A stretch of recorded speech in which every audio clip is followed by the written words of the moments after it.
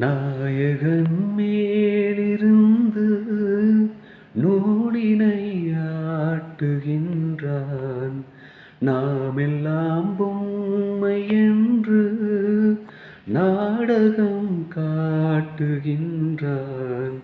காவியம் போலொரு காதலை தீட்டுவான். காரணம் ஏதுமின்றி காட்சியை மாற்றுவான். ரயில் சிநேகமாய் புயலடித்த மேகமாய் கலைந்து வந்து கூடும் பின் ஓடும். நாம் கூத்தாடும் கூட்டமே எல்லோரும் சொல்லும் பாட்டு.